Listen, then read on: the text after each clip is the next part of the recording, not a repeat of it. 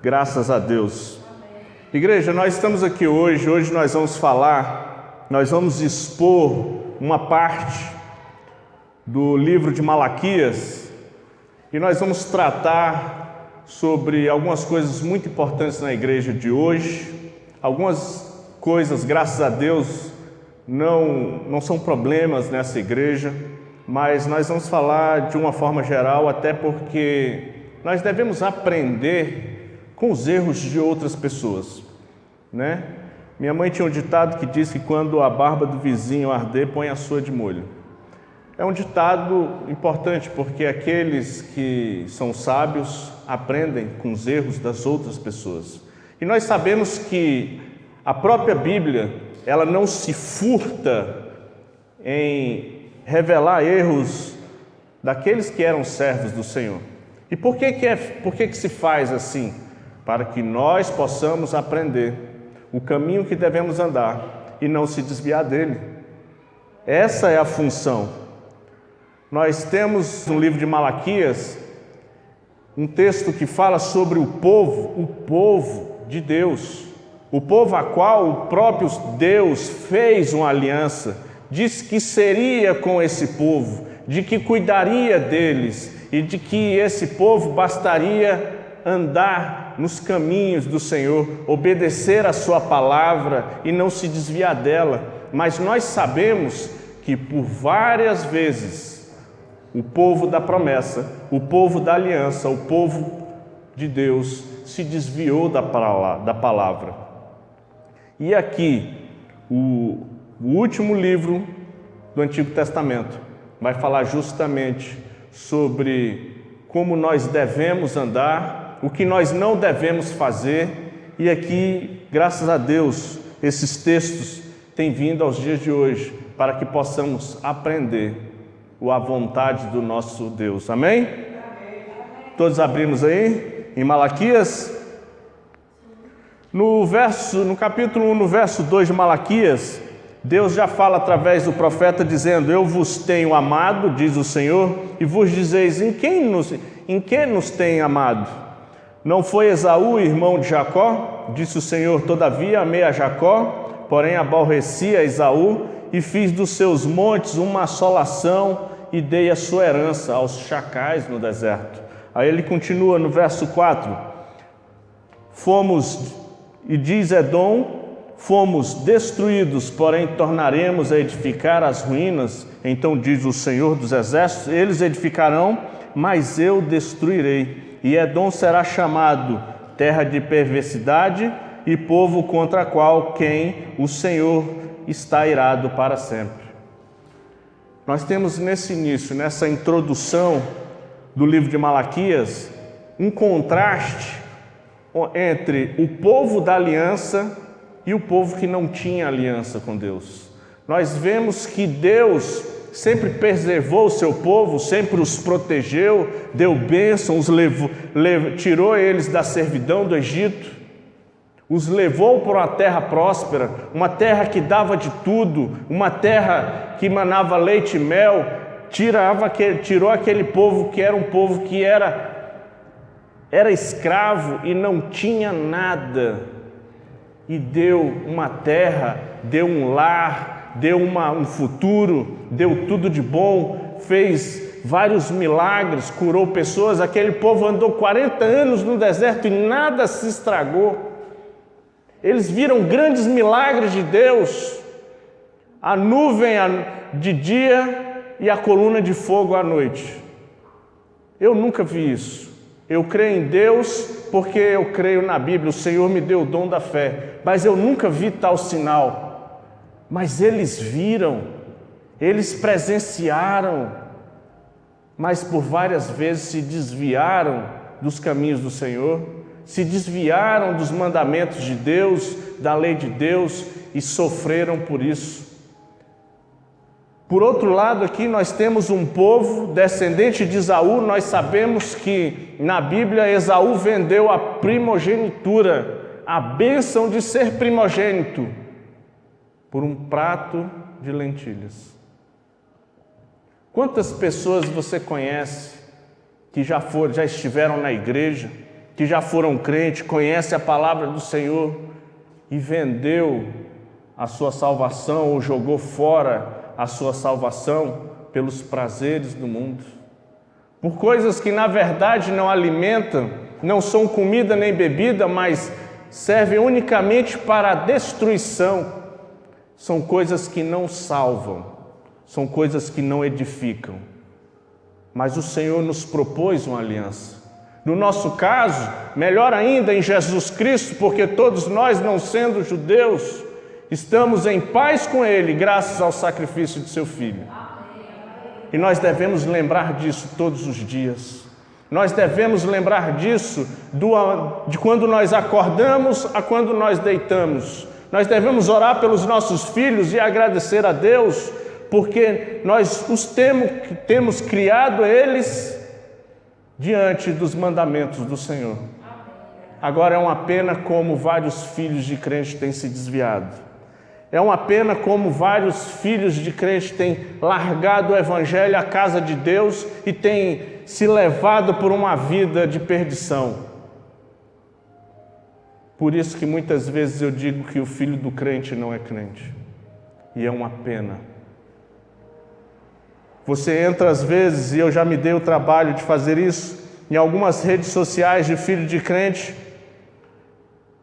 E é triste porque parece rede social de delegacia de polícia, porque só tem vagabundo perto. E é cada pessoa que anda. Eles têm deixado o convívio dos crentes para andar com pessoas que não prestam, para andar com pessoas que não edificam, que os levarão para a perdição. Isso é de uma tristeza imensa. Isso é triste, porque as pessoas, alguns filhos, têm perdido a salvação, têm se misturado com quem não presta e têm sido levado como folhas ao vento. Depois, no verso 6 aqui de Malaquias, Deus, esse Deus que propôs aliança ao povo, esse Deus que abençoa o povo, que diz que ama o povo, diz, e ele faz aqui uma crítica: o filho honra o pai e o servo a seu senhor. Eu sou pai, onde está a minha honra? E se eu sou senhor, onde está o respeito para comigo? Diz o Senhor dos Exércitos: a vós outros, ó sacerdotes, que desprezai o meu nome. E eles ainda perguntam: em que desprezamos o teu nome? Verso 7: ofereceis sobre o meu altar pão imundo, e ainda perguntais: em que te havemos profanado? E nisso pensais: a mesa do Senhor é desprezível? Verso 8: trazei animal cego para ser sacrificado. Aí continuando: não é isso mal? E quando trazeis o coxo, o enfermo? É interessante porque Deus aqui está fazendo um questionamento. Eu lhes dou tudo, eu lhes abençoo, eu lhes dei a terra, vocês viram os meus sinais, vocês viram quem sou eu sou Deus, o Deus Todo-Poderoso, eu criei todas as coisas, eu abençoo a vocês, eu amo a vocês, e vocês só me trazem aquilo que é resto. É interessante porque você vai ver no verso 12, acompanhe comigo, ele retoma o questionamento e diz: mas vós, e ele está falando dos sacerdotes que têm permitido o povo levar esse tipo de coisa. Mas vós, ó profanais, quando dizeis: a mesa do Senhor é imunda, e o que nela oferece, isso é a comida, é desprezível, e ainda dizeis: que canseira. Me desprezai, diz o Senhor dos Exércitos, vos ofereceis o dilacerado, o coxo, o enfermo, e assim fazeis oferta. Aceitaria eu isso da vossa mão? Aqui Deus está fazendo um questionamento. Qual é a qualidade daquilo que você tem feito para mim? Qual é a qualidade daquilo que você tem ofertado na casa do Senhor? E aqui eu não estou falando de dinheiro, eu estou falando do nosso culto, porque a gente não traz mais animal para expiação de pecado. O nosso culto é como diz Paulo, que pelas misericórdias do Senhor ofereçais a Deus o sacrifício, um sacrifício racional, que seja o vosso corpo, ou seja, nós, quando nós, e eu estou falando de igreja de uma forma geral, não nós, missão de Jesus, qual é a qualidade daquilo que nós temos entregado a Deus? Nós vimos para a igreja quando a gente está apertado ou quando dá tempo. Nós não temos os nossos momentos de devocional dentro das nossas casas, a gente não pega os nossos filhos para ter um tempo de oração com eles, para lermos a Bíblia e educá-los biblicamente. Por isso que eles têm se desviado. Por isso que eles têm buscado outros caminhos. Por falta de instrução, como diz a própria Bíblia, o meu povo é destruído por falta de conhecimento. Então nós temos que fazer isso com os maridos, com as esposas e com os filhos. Um momento em qual se reúne tudo, as crianças acharão isso chato, é óbvio, isso não faz parte da rotina deles. Mas a própria Bíblia diz que incute a palavra do Senhor, a lei do Senhor, na cabeça dos vossos filhos para que eles não se desviem. E é por isso que vários filhos de crente têm se desviado, têm saído da igreja, porque não têm sido fortificados ou fortalecidos na rocha, que é a palavra de Deus. E a gente tem igrejas no qual não se sabe se haverá a próxima geração daqui a 10 anos, porque não há jovens, não há adolescentes, porque eles têm buscado outras coisas, outros prazeres, têm trocado as bênçãos de Deus, como Esaú, por comida, pelo que eles acham que é comida, ou que eles acham que é bebida, ou seja, pelos prazeres da carne.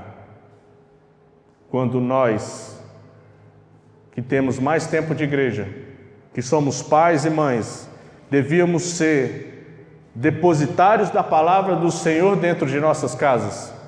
Deveríamos falar de Deus dentro de casa, e para os nossos filhos deveria ser normal. Quando você pede, meu filho, faz uma oração. Se nós pegarmos qualquer um, e até os meus meninos, que nós ensinamos em casa, que nós oramos em casa, muitas vezes quando nós falamos, faz uma oração aí, não sei, mas você faz em casa. É como se orar na igreja fosse, sei lá, um negócio muito diferente de conversar com Deus, e não é. Nós temos que juntar, trazê-los para nós.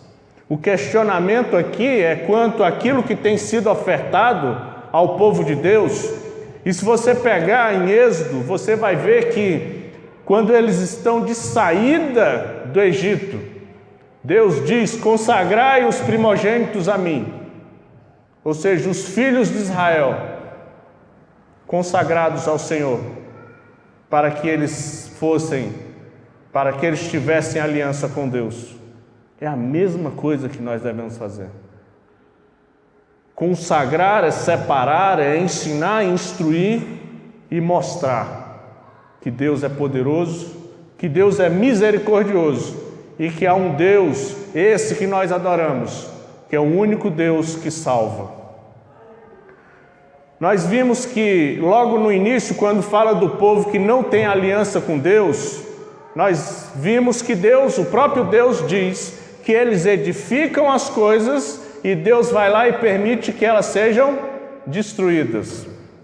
Quantas vezes nós já vimos pessoas que não são crentes, às vezes prosperam e caem, prosperam e caem. Por quê? Porque não tem Deus, não tem aliança com o Senhor. E já o crente pode até demorar, meu irmão, mas aquilo que vem é para sempre. Porque as bênçãos do Senhor são duradouras, elas não passam, elas não são levadas, elas não são carregadas, porque aquilo que Deus dá é duradouro, dura. Você sabe quando é que um crente perde aquilo que ganhou de Deus? Quando ele é infiel. Te dou um exemplo. Veja o povo de Deus, o povo Israel. toda vez que se desviava do Senhor, que se desviava dos mandamentos de Deus, eles eram levados cativos, perdiam uma batalha, acontecia uma doença, acontecia alguma tragédia. Mas toda vez que esse mesmo povo se dobrava diante de Deus, se colocava em posição de humildade e adorava a Deus verdadeiramente, a bênção vinha, as coisas aconteciam, a terra florescia, a colheita vinha, a chuva vinha, todas as bênçãos de Deus. Nós temos uma vida inteira para ler um livro, que é o livro da sabedoria, e nós não lemos, e nós não ensinamos os nossos filhos. Por isso que a gente não, uma parte dessa culpa, ela é nossa. Uma parte dessa culpa, ela é nossa, porque nós não temos instruído os nossos filhos. Continuando aqui, no verso 9, capítulo 1, verso 9, Deus vai nos dar um lembrete. Agora, pois, suplicai o favor de Deus que nos conceda a sua graça, mas com tais ofertas das vossas mãos, aceitará Ele a vossa pessoa? Aqui está dizendo o seguinte: dentro da qualidade daquilo que nós temos ofertado ao Senhor, e eu repito, eu não estou falando de dinheiro, eu estou falando na qualidade do tempo que nós dedicamos ao culto ao Senhor, ao tempo que nós dedicamos ao Senhor dentro de nossas casas, ou aquilo até mesmo que nós trazemos, ok, vamos falar de ofertas aqui, até mesmo das ofertas que nós trazemos à casa do Senhor. Você já parou para pensar que se coloque no lugar de Deus? Eu sei que isso é, meu Deus, me perdoe, mas pare para raciocinar um pouco. Dentro daquilo que nós entregamos ao Senhor, de culto, de qualidade de culto, de qualidade de esforço, aquilo como nós temos instruído os nossos filhos, o que nós temos feito nas nossas casas, nós queremos o favor de Deus. Você acha que nós conseguiríamos alguma coisa? Nós oramos pouco, nós jejuamos pouco, nós lemos pouco, nós temos pouco devocional ou quase nenhum. A maioria de nós quase não vai à escola bíblica. Então, se não estuda em casa, como é que vai estudar? E nós temos sábado, 2 horas de escola bíblica aqui. Pergunte a quem vem. Se você for parar para perceber, aqueles que vêm, normalmente são os dirigentes de culto. E olha pessoas, como eles têm se desenvolvido. Não é graças a mim, é graças à Bíblia. Não é graças à pastora, é graças à Bíblia. Não é graças a nós, é graças ao Espírito Santo de Deus, que nos concede o dom. Então nós temos que ser referência aos nossos filhos, aos nossos vizinhos e a quem anda do nosso lado. Eles têm que enxergar a glória de Deus em nós. Como é que Moisés descia do monte? O rosto dele, a pastora falou, resplandecia. E as pessoas viam e enxergavam que ele esteve com Deus. Você tem a mesma capacidade quando você se entregar ao Senhor, quando você se dedicar a Deus, as pessoas vão ver o resplandecer do Evangelho na sua vida. Você vai ver que você vai andar com pessoas melhores, os seus filhos vão andar com pessoas melhores. Nós temos um problema sério que nós temos enfrentado dentro da família dos crentes, hoje em dia. Isso que eu vou falar está em Malaquias 2, de 10 a 16, onde fala da falta de fidelidade dentro de casa. Quantos crentes você conhece que se divorciaram, que se separaram? Quantas histórias nós ouvimos de crentes que adulteraram? De crentes que casaram com pessoas que não eram da mesma fé, que não tinham a mesma fé, e aí depois se desviou, se esfriou e saiu da igreja. Quantas pessoas nós conhecemos? Quantos crentes têm caído no mundo, enfraquecido na fé e se misturado com quem não presta? Aqui nós temos Deus falando sobre isso, sobre o adultério, o divórcio, um povo que faz aliança com quem não presta e que tem deixado, como diz aqui, no verso 10 diz, nós temos o mesmo Pai. Depois ele continua dizendo, porque sereis desleais uns com os outros, profanando a aliança dos vossos pais. Verso 11, Judá tem sido desleal. Aí continua, Israel e Jerusalém, e se casou com a adoradora de deuses estranhos. É o mesmo problema que você vai achar em Gênesis capítulo 6, quando Deus diz que os filhos de Deus casaram com as filhas dos homens. E aí a gente sabe a história depois, Deus dá fim em todo mundo. Porque quando isso acontece, quando os nossos filhos começam a namorar, a casar, a se dar em casamento com pessoas que não têm a mesma fé que a gente, eles provavelmente a chance de se desviar é grande. Provavelmente a chance de dar algo errado é grande. E nós temos que ensinar os nossos filhos a andar, a se relacionar com pessoas que têm a mesma fé que a gente. Verso 12, o Senhor eliminará das tendas de Jacó o homem que fizer tal seja quem for, o que apresentar ofertas ao Senhor dos Exércitos.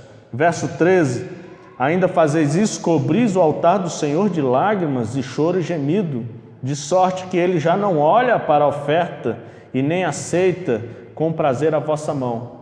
O povo tem feito a coisa errada e tem ido lá chorar a Deus, porque já tem feito coisas erradas.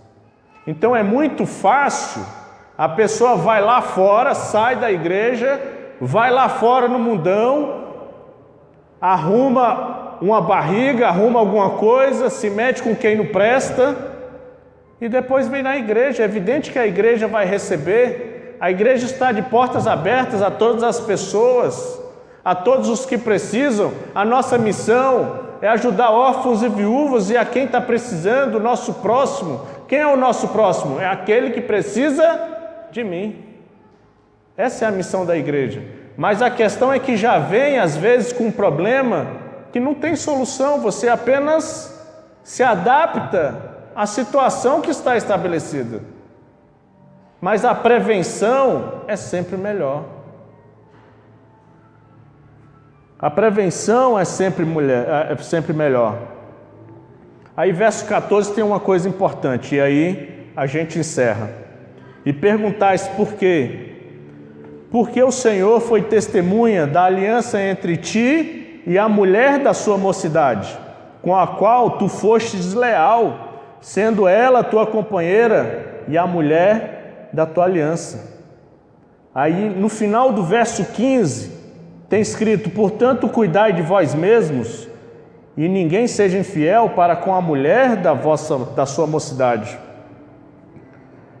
Deus de Israel diz e odeia o repúdio e também aquele que cobre de violência as suas vestes, diz o Senhor dos Exércitos, portanto, cuidai de vós mesmos e não sejais infiéis.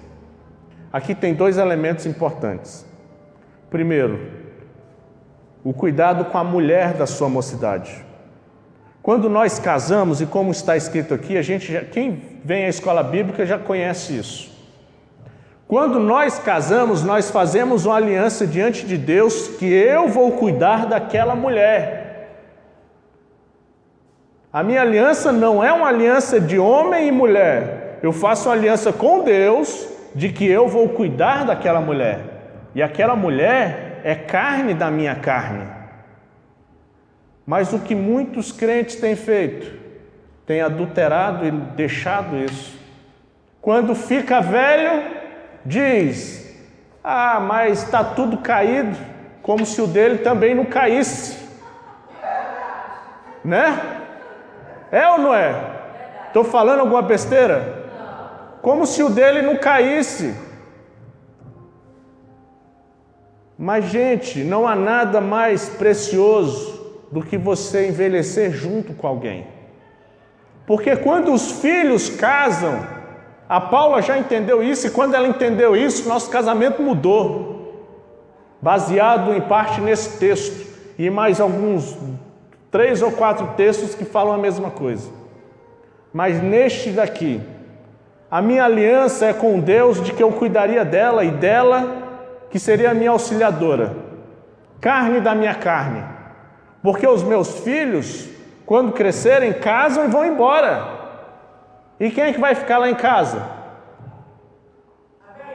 Ela aguenta o meu ronco e eu aguento o chulé dela. É assim que funciona. É ou não é? Porque quando nós namoramos, é tudo lindo. Rapaz. A pessoa está cheirosa, penteada e escovada os dentes. Agora, quando você acorda, meu irmão, que você pega, e ela também, aquele negócio descabelado, com bafo e mal cheiroso.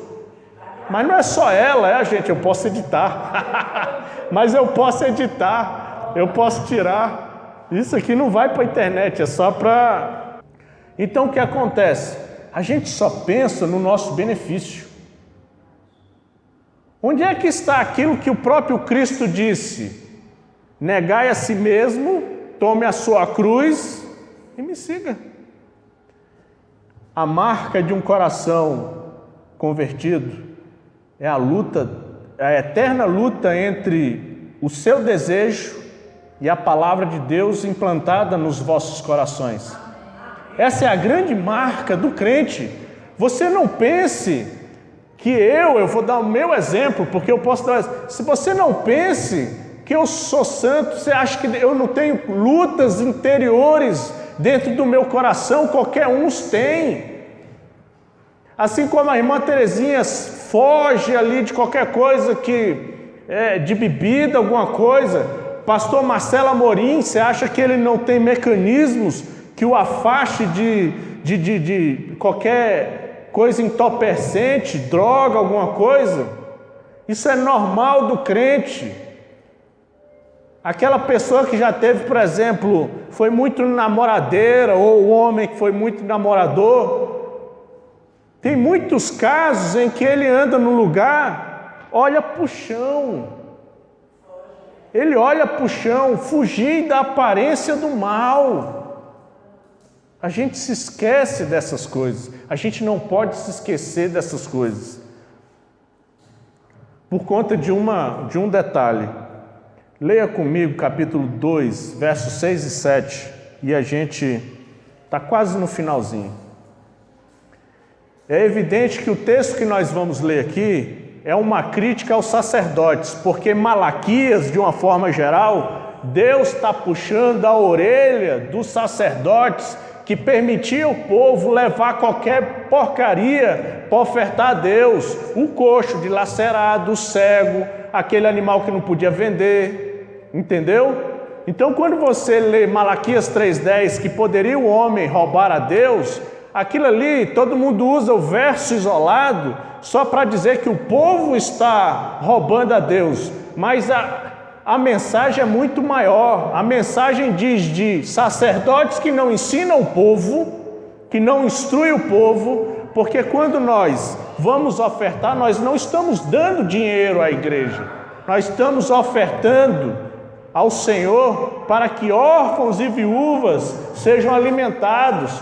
Quantos pastores que nós conhecemos, que são pessoas bíblicas, que não trabalham extorquindo a fé das pessoas e vivem uma vida miserável, porque o povo acha que não precisa ofertar e que a casa de Deus, o dinheiro vem do céu.